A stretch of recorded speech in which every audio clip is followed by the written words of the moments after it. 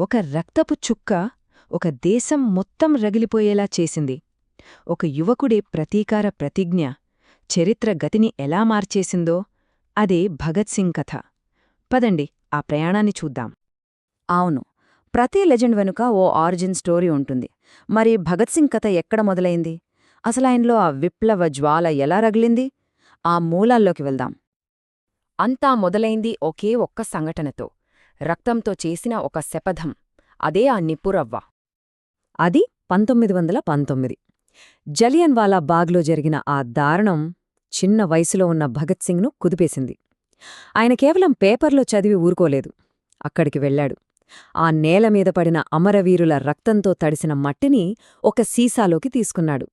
అది కేవలం మట్టి కాదు, ఒక ప్రతిన. ఆ క్షణమే ఆయనలో విప్లవానికి బీజం పడింది.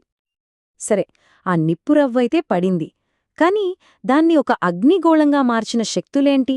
ఆయన ఆలోచనా విధానాన్ని, ఆయన సిద్ధాంతాన్ని తీర్చిదిద్దింది ఎవరు? ఏ సంఘటనలు? ఆయనకు స్ఫూర్తి ఎక్కడ్నుంచో రాలేదండి, ఆయన చుట్టూనే ఉంది. ఒకవైపు లాలా లజపతిరాయ్ లాంటి పెద్ద పెద్ద జాతీయ నాయకులు, మరోవైపు స్వాతంత్ర ఉద్యమంలో పాల్గొంటూ అప్పటికే పోలీసుల నిఘాలో ఉన్న స్వంత తండ్రి, చిన్నాన్న. అంటే విప్లవం ఆయన రక్తంలోనే ఉంది. వ్యక్తులే కాదు, ఆయన కళ్లముందు జరిగిన కొన్ని సంఘటనలు కూడా ఆయన సంకల్పాన్ని ఉక్కులా మార్చాయి. ముఖ్యంగా అకాలీ ఉద్యమంలో వాలంటీర్లు చూపిన ధైర్యం, వాళ్ల త్యాగాలు ఆయన్ని విపరీతంగా ఆకర్షించాయి.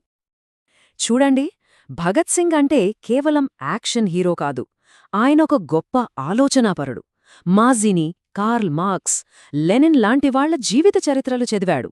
సోషలిస్ట్ రచనలను వంటపట్టించుకున్నాడు. ఆయన చేసే ప్రతి పని వెనుక ఒక బలమైన సైద్ధాంతిక పునాది ఉండేది.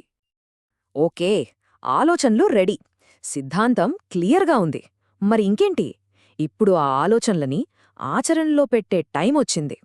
ఒక సాధారణ నిరసనకారుడి నుండి ఒక విప్లవకారుడిగా భగత్ సింగ్ ప్రయాణం ఇక్కడినుంచే అసలు మలుపు తీసుకుంది.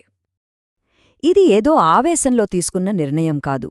చాలా పద్ధతిగా స్టెప్ బై స్టెప్ ముందుకు వెళ్లాడు. మొదట స్కూల్లో ఉద్యమాల్లో పాల్గొన్నాడు, తర్వాత వాలంటీర్ గ్రూపుల్లో చేరాడు, ఆ తర్వాత ఏకంగా హిందుస్థాన్ రిపబ్లికన్ అసోసియేషన్ అంటే హెచ్ఆర్ఏలో మెంబర్ అయ్యాడు.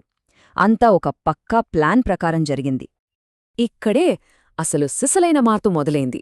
హిందుస్థాన్ రిపబ్లికన్ అసోసియేషన్ కాస్త హిందుస్థాన్ సోషలిస్ట్ రిపబ్లికన్ అసోసియేషన్గా మారింది.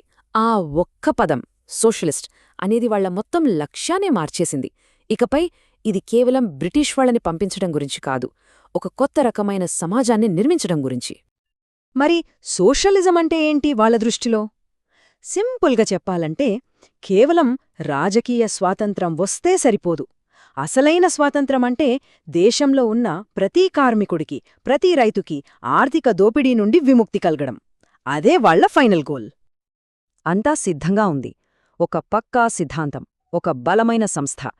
కాని వాళ్లని వెంటనే యాక్షన్లోకి దించిన ఆ ఒక్క సంఘటన ఏంటి? అదే సైమన్ కమిషన్. ఆ తర్వాత జరిగిన పరిణామాలు దేశ చరిత్రనే మార్చేశాయి. 1928 అక్టోబర్, ఒక్క భారతీయుడు కూడా లేని సైమన్ కమిషన్ ఇండియాకి వచ్చింది. దేశమంతా నిరసనలతో అట్టుడికిపోయింది. లాహోర్లో లాలా లజపతిరాయ్ నాయకత్వంలో శాంతియుతంగా నిరసన చేస్తుంటే ఎస్ఎస్పీ స్కాట్ ఆర్డర్తో పోలీసులు విచక్షణరహితంగా లాఠీలతో కొట్టారు. ఆ దెబ్బలకే లాలా లజపతిరాయ్ నవంబర్ 17న కన్నుమూశారు. లాలాజీ మరణాలికి ప్రతీకారం తీర్చుకోవాలి. ఇది భగత్ సింగ్, ఆయన సహచరులు చేసిన ప్రతిజ్ఞ. ఇది కేవలం కోపంతో అన్నమాట కాదు, ఇది ఒక ప్రమాణం. దేశానికి జరిగిన అవమానానికి బదులు తీర్చుకోవాలన్న సంకల్పం. సరే, ప్రమాణమైతే చేశారు. మరి దాన్ని ఎలా నెరవేర్చారు? చరిత్రలో నిలిచిపోయిన ఆ ఆపరేషన్ వెనుక ఉన్న ప్లానింగ్ ఏంటి? ఇప్పుడు చూద్దాం. అయితే ఇక్కడే కథలో ఒక చిన్న ట్విస్ట్ ఉంది. వాళ్ల అసలు టార్గెట్ లాఠీచార్జ్కు ఆదేశించిన జేఏ స్కాట్. కాని పొరపాటున గుర్తింపులో జరిగిన చిన్న తప్పు వల్ల వాళ్లు డీఎస్పీ జేపీ శాండర్స్ని చంపేశారు.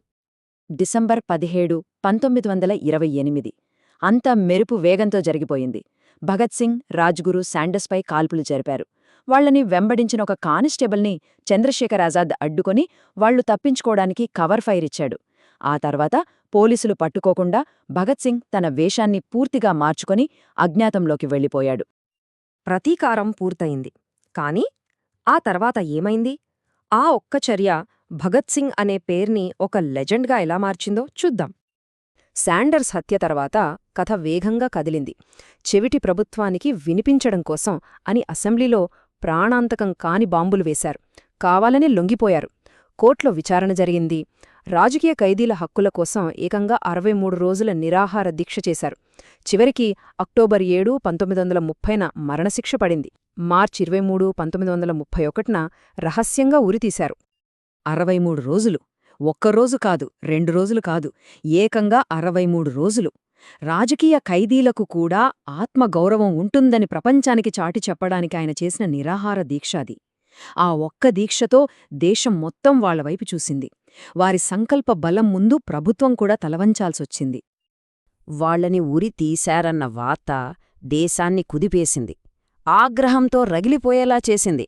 కానీ ఆ క్షణం నుంచే భగత్ సింగ్ అనే పేరు ఒక వ్యక్తి పేరు కాదు, ఒక ధైర్యానికి, ఒక త్యాగానికి చిహ్నంగా మారిపోయింది.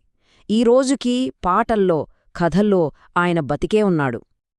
అందుకే ఈ కథ మొత్తం విన్నాక మనలో మనమే వేసుకోవలసిన ప్రశ్న ఇది. ఒక విప్లవకారుడి ప్రయాణాన్ని, వాళ్ల ఆలోచనల్ని, వాళ్ల చర్యలని ఇలా లోతుగా అర్థం చేసుకున్నప్పుడు మనం చరిత్రను చూసే దృష్టికోణం ఎంతలా మారిపోతుంది కదా.